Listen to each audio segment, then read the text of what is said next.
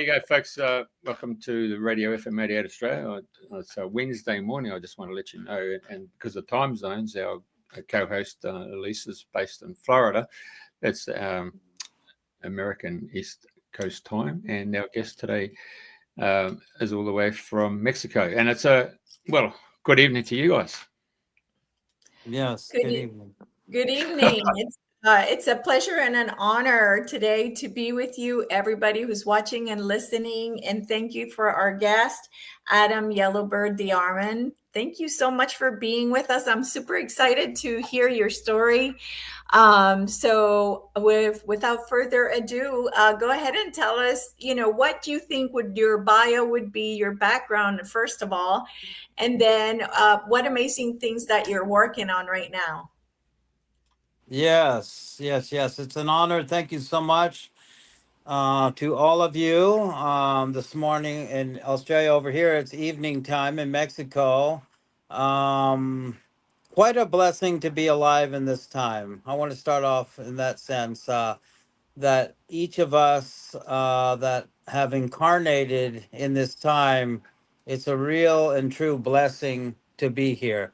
No matter what we see out in the world, that may look like shadow or darkness, or at the darkest hour that it may look like that we're in, it's one of the greatest opportunities for us to be able to go deeper within inside and shine our most brilliant light. And so my journey has been all about that. It's been about the discovery of what it means to be a human being and what it means to become into in awareness in my consciousness, to be aware of my consciousness and the higher thought, vibration, frequency, and energies. And so a little bit about myself. I was raised on and born on the East Coast, Baltimore, Maryland. And at the age of 7 years old, I started transcendental meditation, which those are you familiar with that or maybe not familiar. Maharishi Mahesh Yogi, the Beatles were very much a part of that movement, and many others. My family was involved. So I started at a very young age building the transcendental skills within my mind, body, and spirit, and have still to this day carried those teachings and those the ancient knowledge that was transferred over from that. So and my whole life growing up too was about furthering the discovery of this world. As we're all born into this world, we want to know what's going on, where we came from, where we're going, the simple questions. And growing up in school at a young age, it was very difficult actually for me as a young man to be able to comprehend the educational system. You got to remember, by 7 years old, I had already started meditating, so I was already receiving that there was a higher consciousness and a lot more information that was being given to me than the ABCs and 1, 2, 3s and no's and yes, and the education system was delivering, and I just knew there was a higher path to life in itself. So I started at a very young age that way. Ended up as a teenager with the Lakota people, which are now my family since I've been a teenager. The Hunkpapa Lakota relatives from Standing Rock, South Dakota, and started training and working with them. They recognized my talents and gifts, and something that would then in return change my life forever, stepping into my own leadership roles. And they were very, very supportive, along with my family and close friends. So from the age of 19, I began the initiations and ceremonials. And from there, furthermore, took it into a leadership role at a very young age in my 20s. And from my 20s, I started traveling throughout the United States of America, and late 20s traveling throughout the Americas, North, South, Central America, and working my way to Europe and other countries. And the whole mission that I found myself involved in was in healing centers, building temples, sanctuaries, and being around conscious folks that wanted to better themselves and humanity, and help the Mother Earth. So I've dedicated my life to that efforts and to that work, and uniting folks from around the Americas and around the world, creating multiple organizations. I ran a not-for-profit for 10 years, Institute for Cultural Awareness. Later to open up the International Center of Spiritual and Ancestral Wisdom.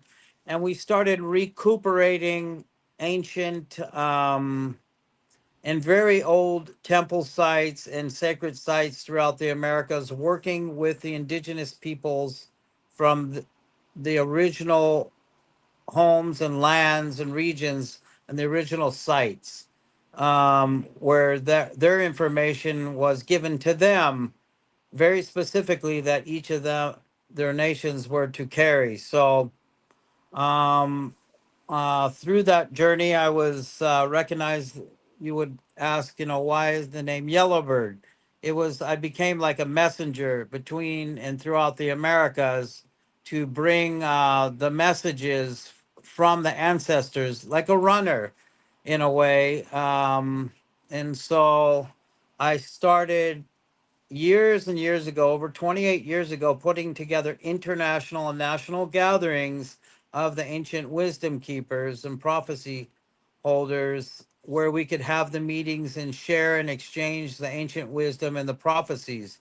Worked directly with the Mayans prior to the existing 2012 prophecy came, and putting several of these gatherings, and still to this date putting these gatherings together in these countries, and part of them were healing gatherings. And I traveled to Europe many times as we went over there, as you remember, for our healing medicine gatherings, where we offered our talents and gifts to the people. And I'm still doing that today.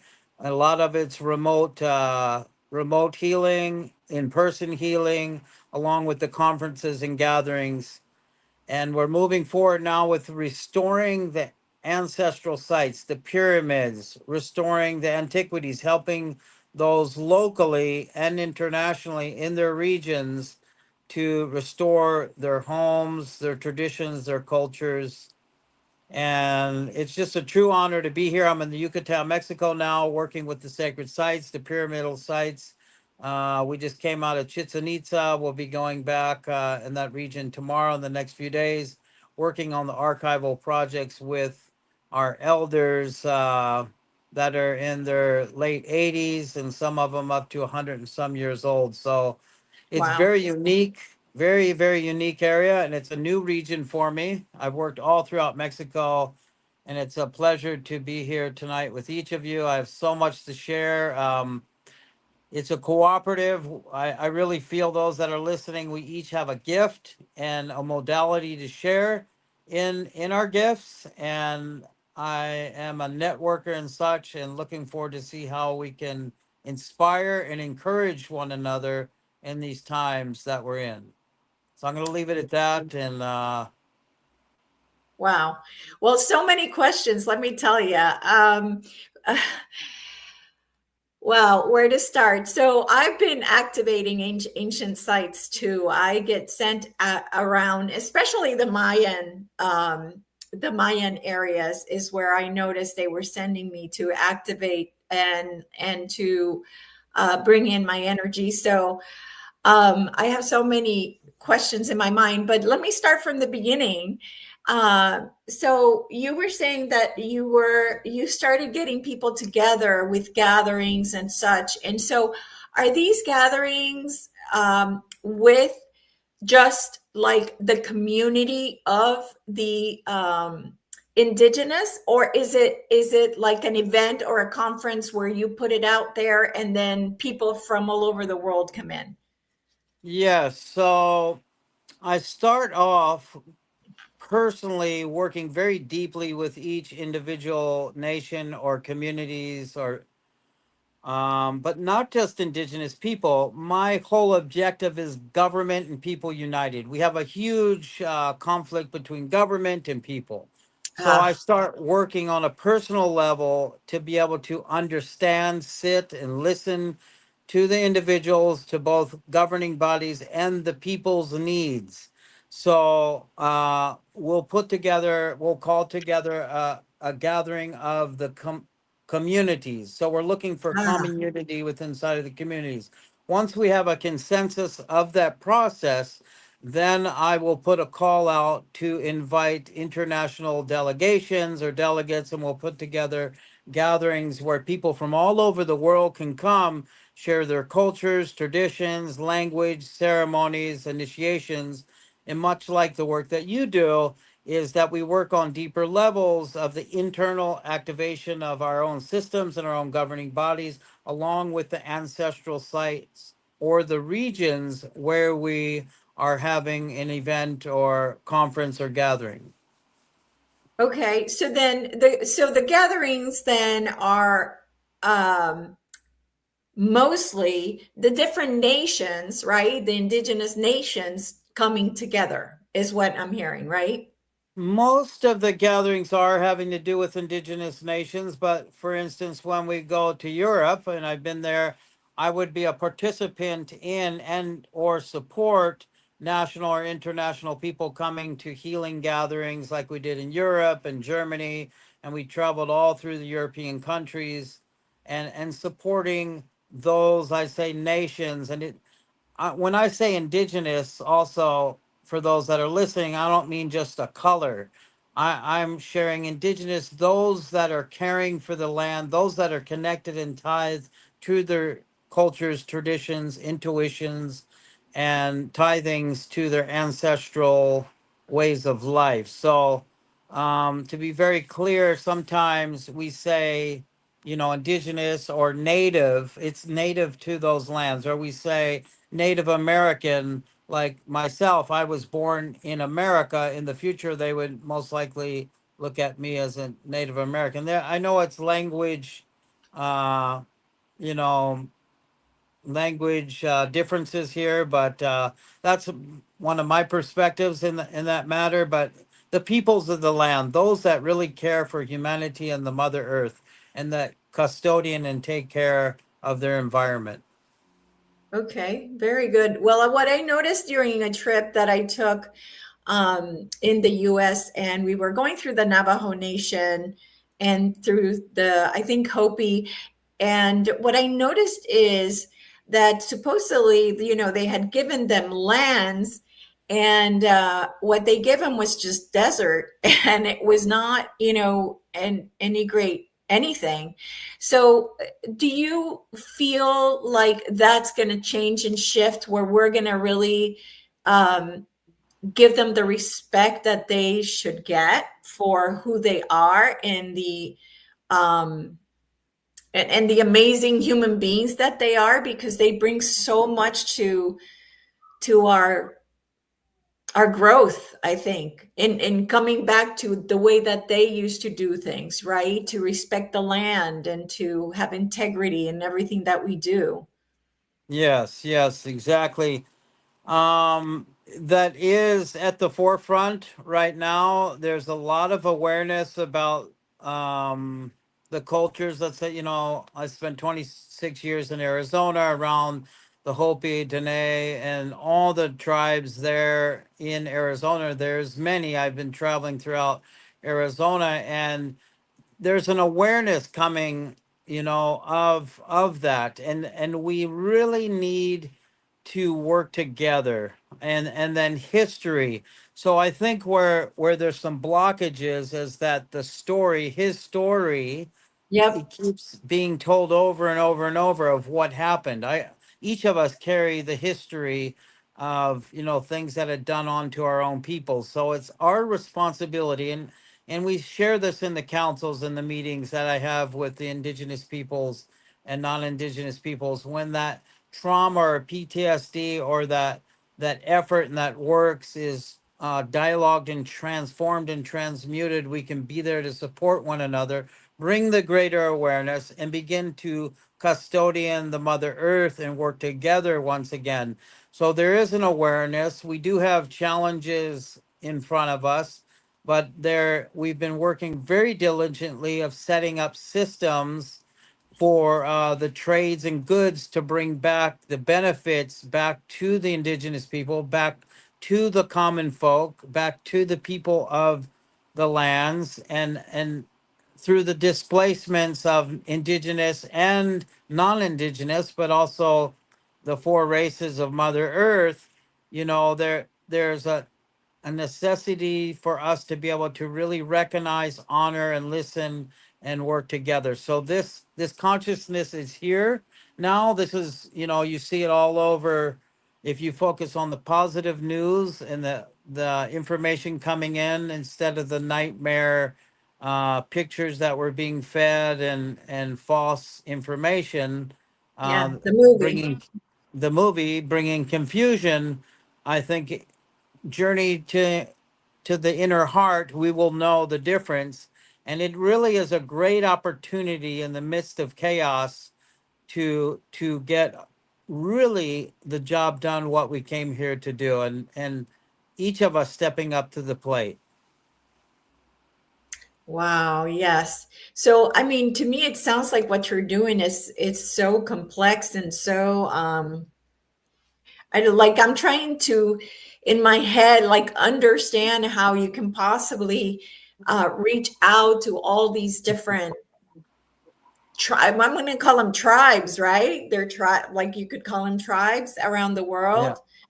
Yeah. So, yeah, go ahead. One of the things that we've been doing and they've been doing, the indigenous peoples from all over the world, whether it's Africa or Europe, Native America, up north in Alaska, all the way to Chile, is they had what they call confederations, or they had these copulis, or these groups that were intact, that they were working together, and they did have their strifes or difficulties, but they had these middle grounds. And we've been working with teams of peoples, not speculating, but implementing. And so we're also using technology. So we're using the ancestral wisdom with the technology of today. That's what we're using here this evening. And our teams are being able to create a platform where we can start tracking this process. So if you can imagine someone like myself for years at a time traveling every 2 weeks to different locations, that's what I'm doing. In the last few years, I've been nonstop in different communities, once again, in different countries, sharing and gathering this wisdom and knowledge. And part of a big piece of this is we need to understand history and bring forth what I call her story once again, to listen to the mother and be in collaboration. But there's a lot more. I'm helping direct many people right now from all over the world. We're working together and gathering this data and information nonstop in communication. But it's the ancient wisdom with technology of today. So that's how we're able to sort of expedite this or keep moving forward. And it's really exciting to do it and keep it in balance. We want to make sure that everything is in harmony and balance and prosperity for all. Wow, that's beautiful. So how are you being supported to be able to be out there traveling every 2 weeks and putting this all together? So I've had over the years, like I said, Institute for Cultural Awareness. I have the International Center of Spiritual and Ancestral Wisdom now. I put to rest my not-for-profit in that statute. I have other not-for-profits. I'm a part of their boards. And it's literally the people, whether it's $1, $20, $1,000. We have different budgets and things of that nature. So it's the people really helping us, individuals or organizations that are really helping because they believe in the projects. I'm about to launch in the next month or so, update all of my websites and information. That's why I'm here today with you all, which is a great honor, is because I'm ready to step out and share more information, more of the archives. But it's the people that have really been funding this. We've looked into, we used to have grants. We had, personal donors that have been helping us. But with the state of the world right now, a lot of the grants and fundings and government agencies have gone through and are still going through a great transition. So that's why I'm here today, to reach out to those that may be listening, because it is the people that are helping the people, and in return, that's what I want to give back to the people. And I'm literally boots on the ground every day, working directly with the peoples in the region. Wow. Okay. Okay. Very good. So, so can you tell us what have you been able to find that is in the archives that maybe history was telling us wrong? Here's an example.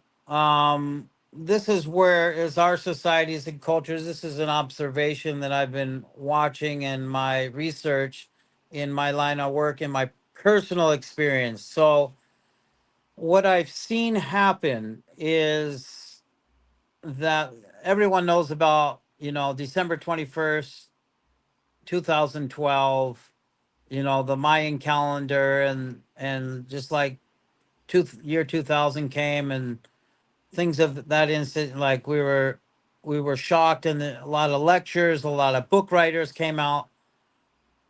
They never got to really hear the message from the Mayan themselves.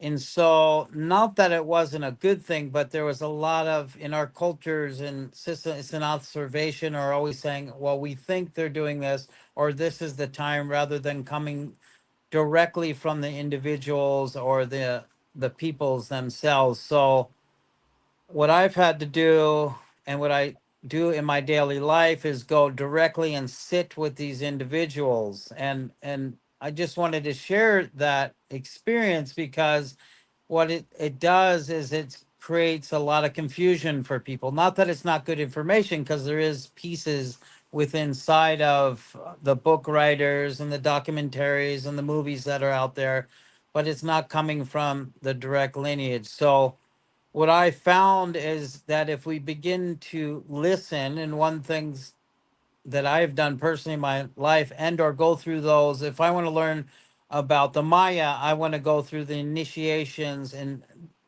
be able to gather that information and knowledge internally by personal experience hand on, and allow them to advocate, and me be supportive of that original laws or those instructions coming from them. So they talked about, so I remember as a young man, as a teenager traveling, they talked about this time, and they talked about the confusion and the governments and money changing, and but not to be afraid. So the tools are there. And what I mean by the tools, that the peoples of Mother Earth, those that have been taking care of the Mother Earth, the tools are there to help us.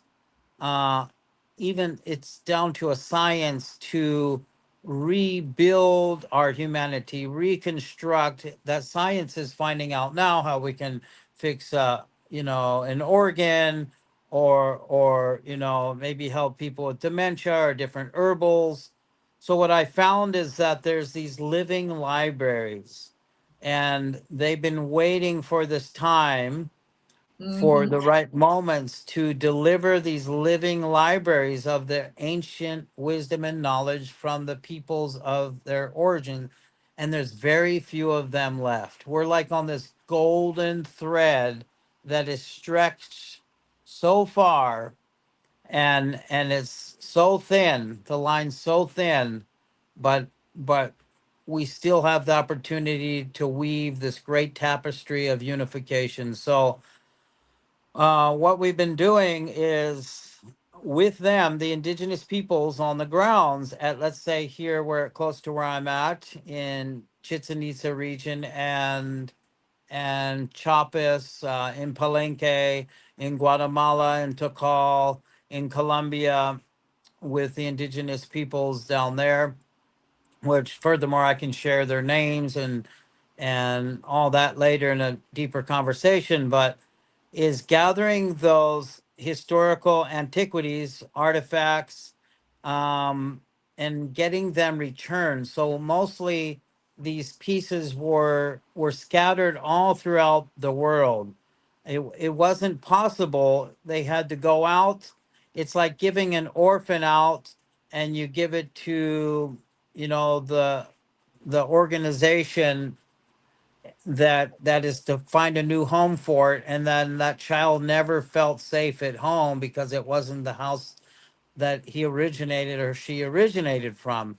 So what we're seeing is when that is implemented, when these antiquities, it's like grandmother's necklace had been taken and sold or pawned at an antique shop, and you return it to a family member, there's a healing that takes place of the ancestral memory or the ancestral wound or the trauma from losing grandma's necklace.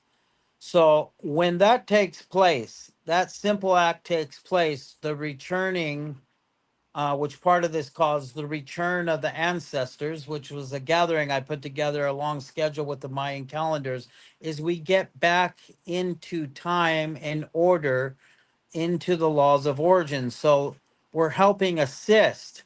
Like I work with national forests and archaeologists, and I never went to school for any of this. But now we're educating these archaeologists and the people with the petroglyphs, and we're bringing back the original instructions that the peoples have held, and listening to that wisdom. So one of the tools that we're doing is we're creating an archival living library with this information, and it's going to take some more time, and we're open for collaboration. So when we return back these antiquities, there's a life renewed.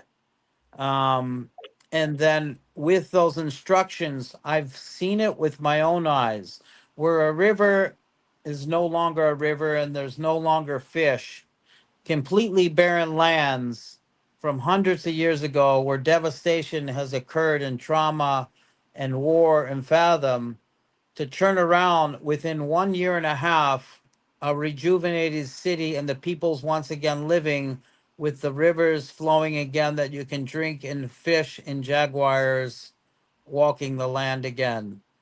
And that is through a very specific process and internal order that occurs in one's life.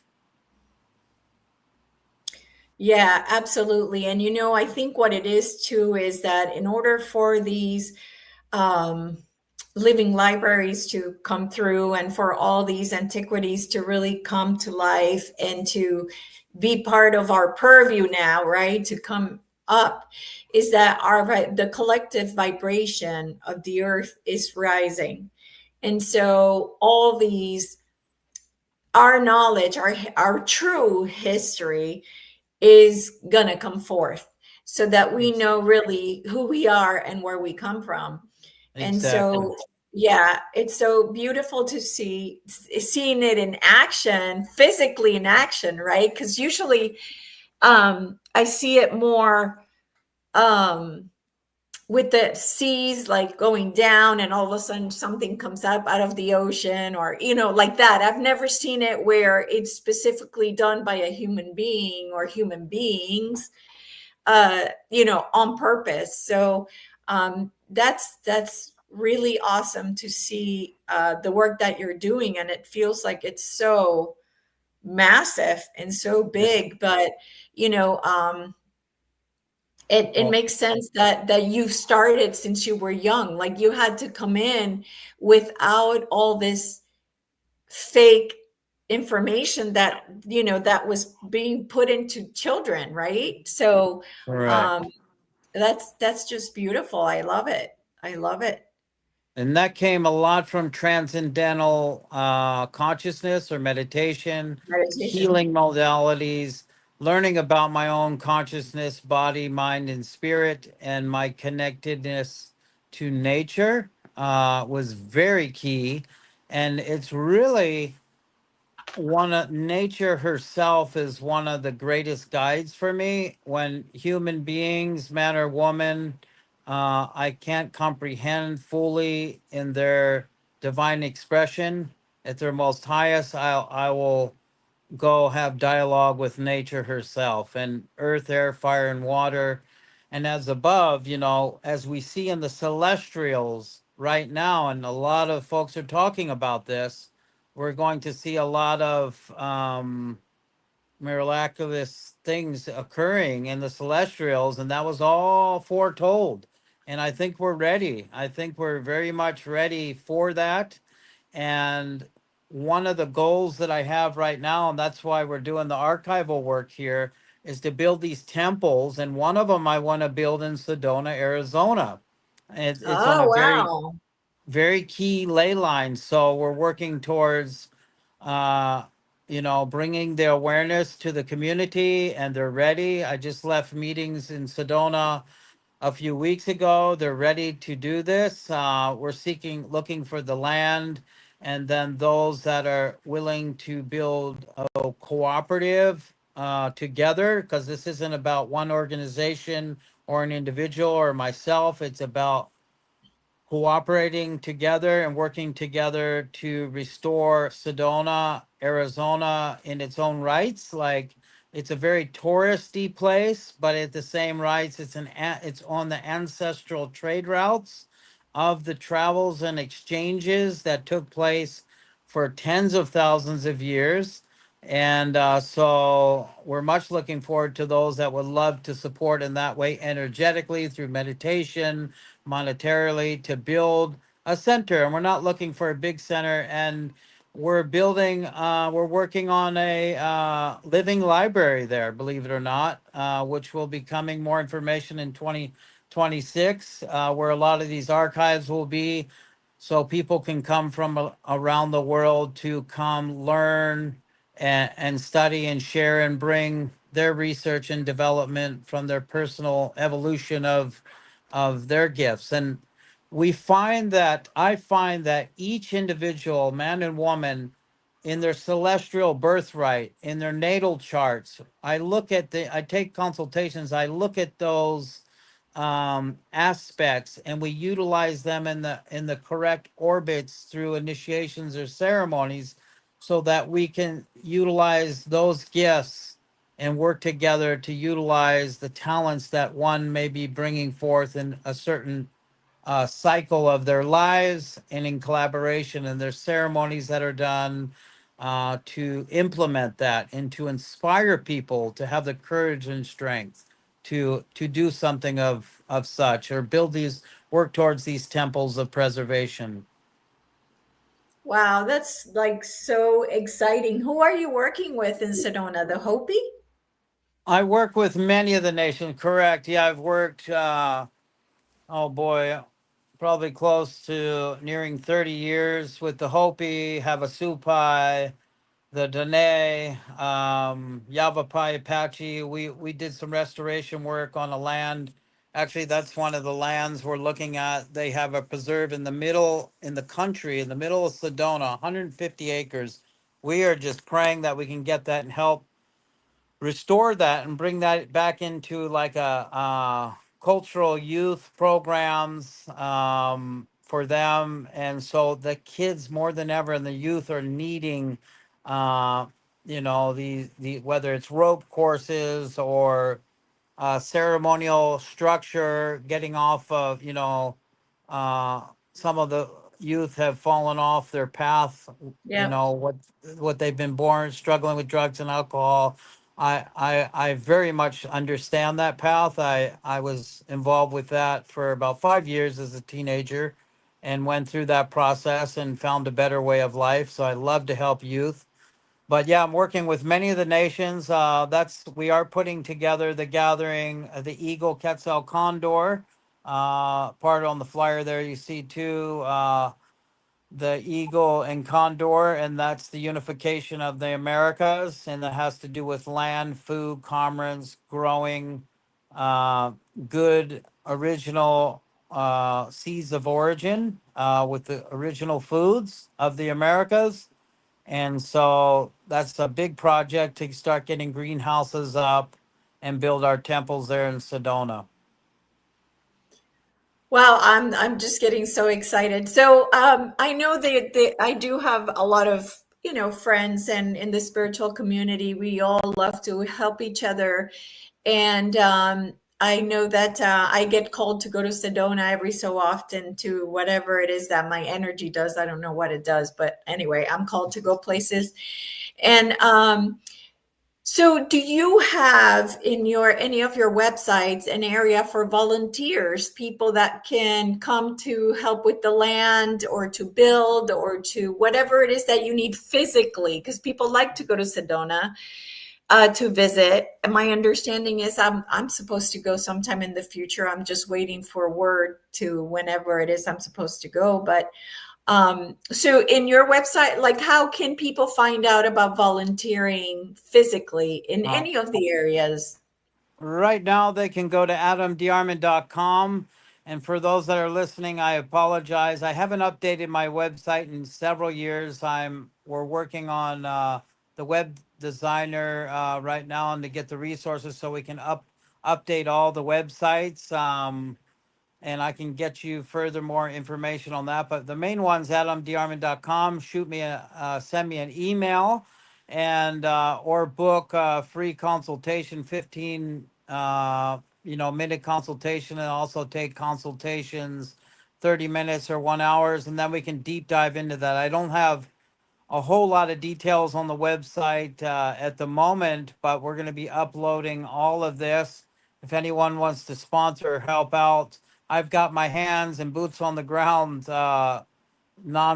That I've been working in so many areas, as you can imagine, but I need to be attentive at the top of the hour, right now, as we are here too, to get that so that I can get you more information on that. But I suggest that people reach out and call because everybody has a unique question. Like I'll book personalized retreats for families, individuals, or groups. I really help them make the experiences in Sedona or give them more information of our projects in person. So yes, please go to the website there, adamdearmon.com, and or send me an email. Yeah, that's what I was thinking about, sending you emails if they're interested in coming and helping you, physically do some volunteer work. We've got split wood, carry water. We're preparing for an amazing gathering, Eagle Quetzal Condor gathering, April 17th, 18th, and 19th, 2026. And then from there, we're moving to Illinois. We're going to be doing another gathering in Illinois with the grandmothers and grandfathers in Illinois, which I'll be having updates coming soon. And then we'll be working on our third gathering of the year and potentially fourth in the international arena.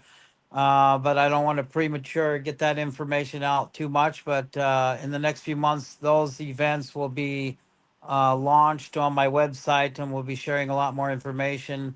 And again, my email is adam.dearmon@gmail.com. It's adam.dearmon@gmail.com. And then if you send me an email there, I'll get back to you and we can share so much information. If anyone wants to help with this archival project, which we've been really focusing on, and the living library, it'd be a great time to do that.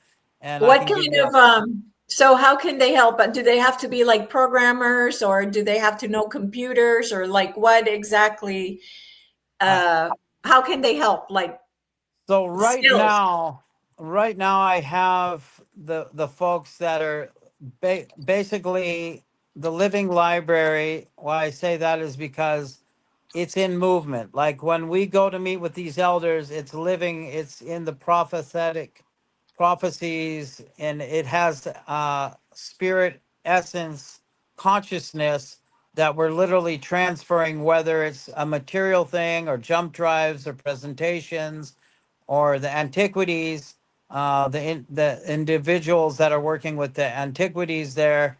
But we just, before I came down here, we do have a library that is going, committed to store these in great safe in Sedona, which more information is going to be coming out. I can share more in the private sector, but there it will be public soon.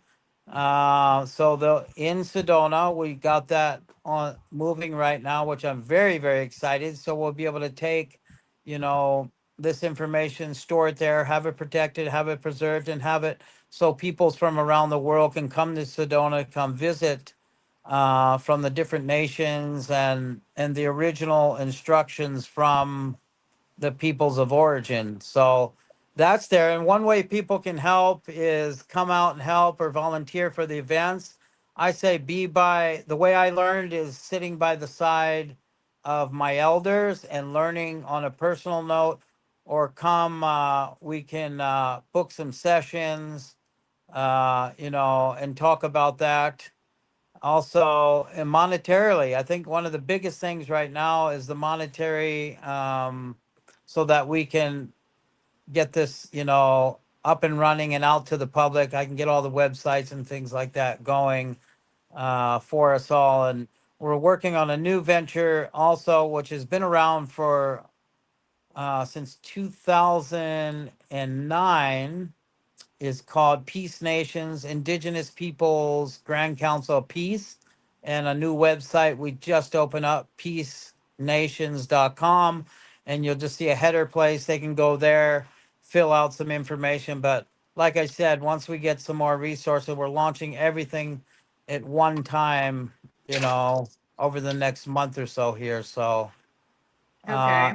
and hands-on is the best way. Like when I travel, if they want to come down here to join us here in Mexico, and or in my travels, we'd be honored for that to take place, and also in Sedona. I'll be back up in Sedona at the end of January, and we'll be looking forward to meeting folks if you want to come out to Sedona, also in preparation for the Eagle Quetzal Condor Unite gathering there.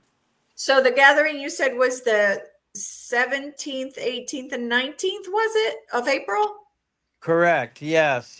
And then Okay. we'll be putting the schedule together, getting that to the public. We follow the Mayan calendar in that way, and we'll be giving the days and the intentions and the energies of the days. And one of the reasons we have chosen Sedona, like many come there, is because of all the ley lines and grids and the earth energies that are there by nature, and then also the energies that are moving through the vortexes like you see here, and how those are connected. We become like divine instruments. I call it like an acupuncture needle of our light and energy when we arrive at these different locations. And with consciousness and implementation and intention, we can really activate these certain sites and then reconnect them to our home regions also. So, and then giving back. So part of the work that I've done for the majority of my life is done a giveaway, not only of personal energies, times, and resources. And my elder said, well, now you're the elder. Now you have to be open to be able to receive that so that you can continue the works of, and all the efforts that have you done in your life, and in reciprocity for others that are coming, for for all of us. And this is part of the exchange we're building, which we'll have more information too. And that's why I had very much interest in the trades and the ports. I've been studying some of the ports, and there's just a lot of information I would love to share with individuals. We could sit here for hours discussing, but I Right. do have another Good. meeting in 15 minutes, Yeah. believe it or not, which is, it's really exciting for me, to be here with both of you too. And whatever way that I can assist the greater awakening of our humanity, I'm just 100% in right now, all the way. Beautiful. I am so grateful and thankful for the work that you are doing is so huge. And when I think about not only the American Indian tribes, but then I'm thinking of the Mayans. When I went to Guatemala, we went to a Mayan ceremony that I know it was put for us because it was just me and my friend that I was traveling with. And they were doing a funeral.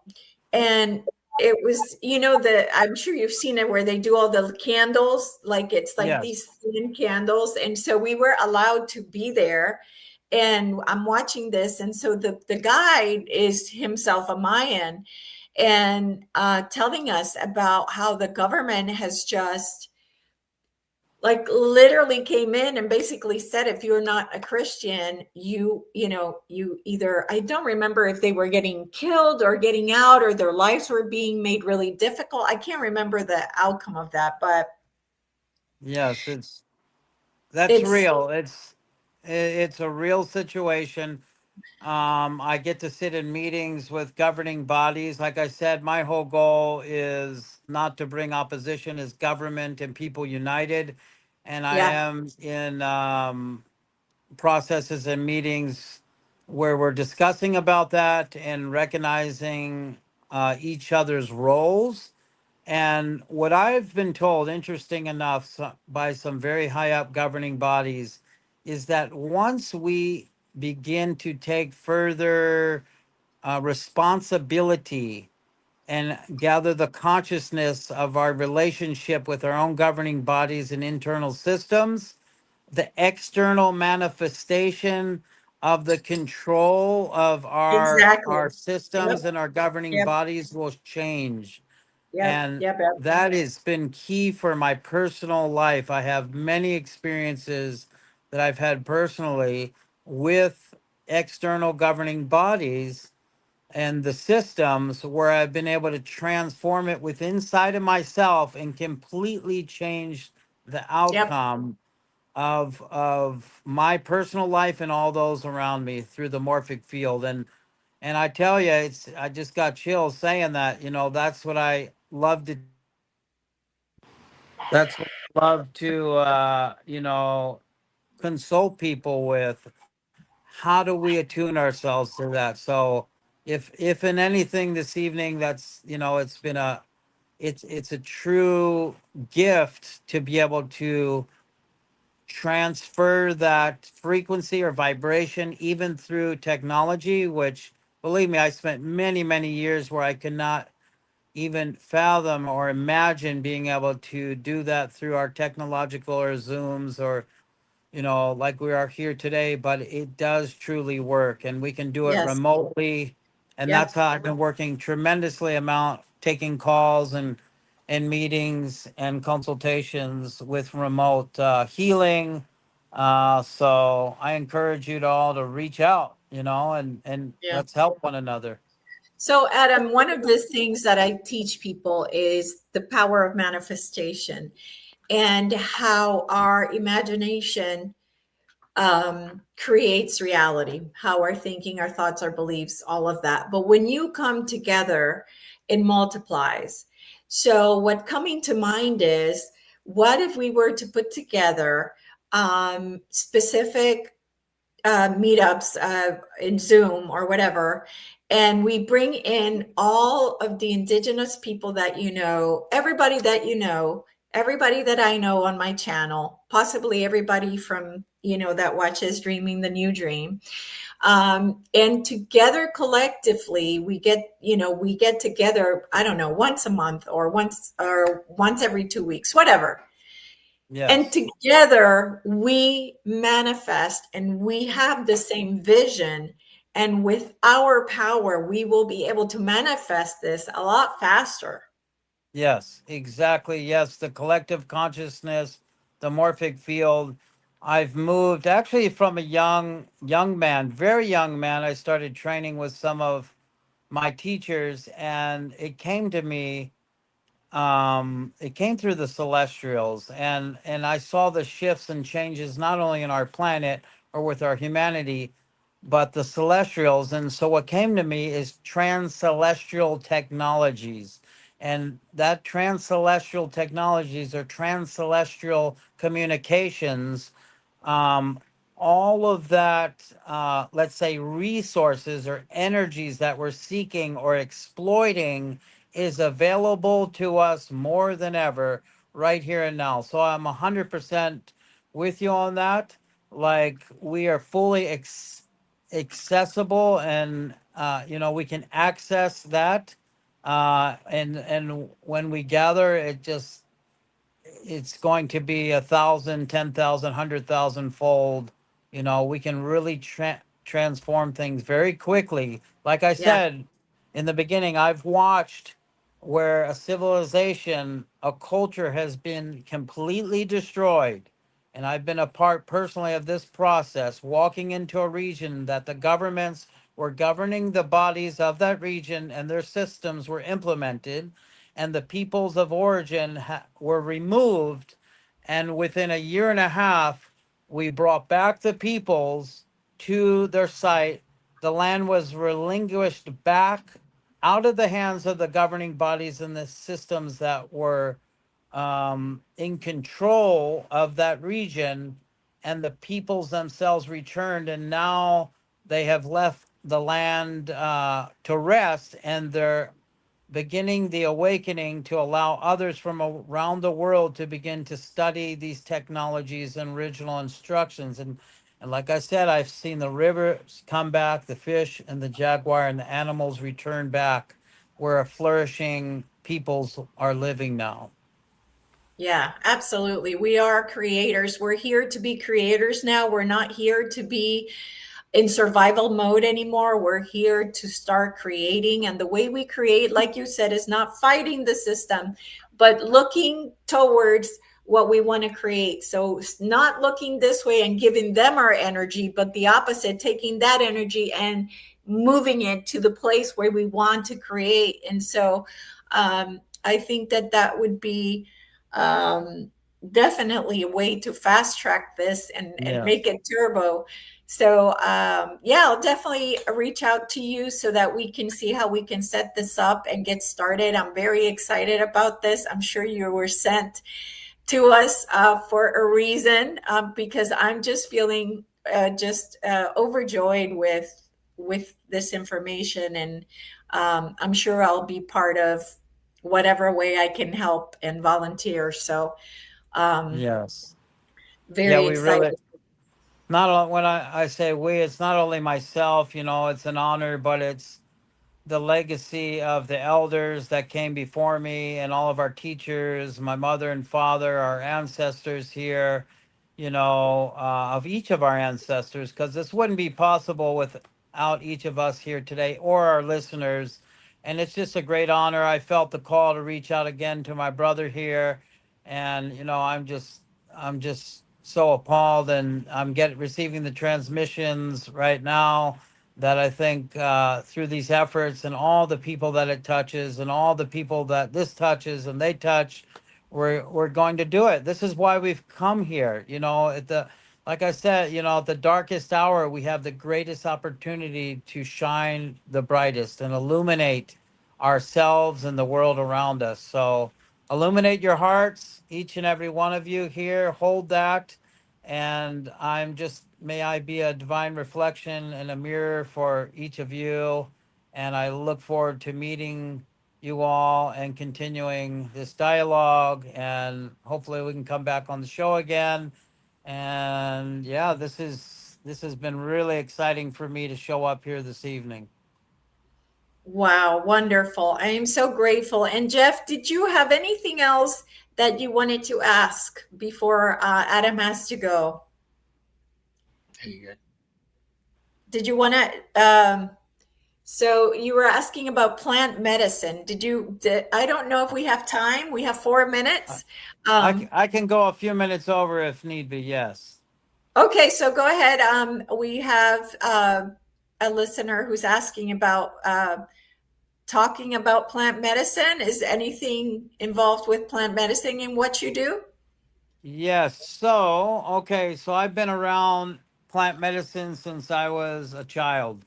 I was raised by herbs and medicine instead of going to the Western doctors. Now, if I had to go to the Western doctors to get the checkups, then I would do so, but my family would implement herbs. I used herbals when I was a very young man. I was experimental with plant medicines, and with the initiations and with the meditations that I was having, I was able to work very diligently with these plant medicines. Like you see here, one of these medicines is peyote, and I've worked with the peoples of origin for many, many years with peyote and plant medicines from the desert all the way to the jungles to the high mountains. And I've spent my life dedicated to the preservation and cultivation of plant medicines. And actually, on my website, you might, as you're studying through there, I've been gone through prosecution 2 separate times in my life, and in both cases had all the charges dropped.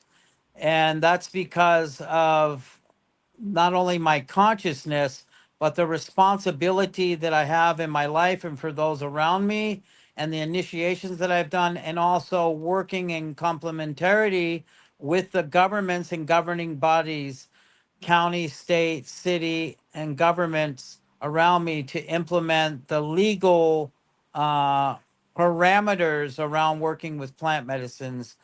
But again, I work directly with each medicine would have the lineage or the laws of origin with these medicines. So I do in return help people. I consult people with that and help guide them to the appropriate ceremonies. Or we have ceremonials that we put on as initiation processes. But I like to work with individuals for a while prior to working with these plant medicines. It's very important, all the way from the jungle to the deserts, that some of these plant medicines are somewhat endangered or been exploited, or the pharmaceutical companies are after them now. So for 25 years I've been cultivating and preserving them, and I have a whole project on that. Usually people contact me personally, so if people want to get involved in the cultivation and preservation, they can do so also with that. Or if you have any other questions while we're here, I got a few more minutes on that, but I've spent my whole life around working with herbs and plant medicines. Wow. Yeah, we definitely, there's so much to talk about, really. Plant medicine alone could be several shows. Yes. Really. It's just, there's so much to that. There's so much to that connection. So I would say we probably can bring you back and have more conversations about this. And so that way you can go and be on time for your meeting. And Yes. Jeff, is there anything else that you want to ask? No, thank you very much, Adam. It's been a pleasure to have you back. Yes, true honor. I'm really feeling it in every cell of my body. And actually, interesting you brought it up about the plant medicines. The next conversation, next meeting, 1 hour meeting I'll be going on, we'll be talking about the plant medicines and helping bring further awareness and the understanding of legalization with the appropriate formalities, law and order that is carried forth with that, and the responsibilities of doing so. So again, if you want to help in that area, those that are listening, go to my website, adamdearmon.com, or email me at adam.dearmon@gmail.com. And I'd encourage you to book a consultation, and we can dive deep into the whole topics, and we can go from there. So thank you so much for a beautiful evening. And I look forward to the next show we get to do together. All right. Thank you, Adam, so much. It was just really, truly an honor and a pleasure meeting you. And I can't wait to have more conversations in the future. Yes. Have a blessed evening, everyone. Thank you. Thank you.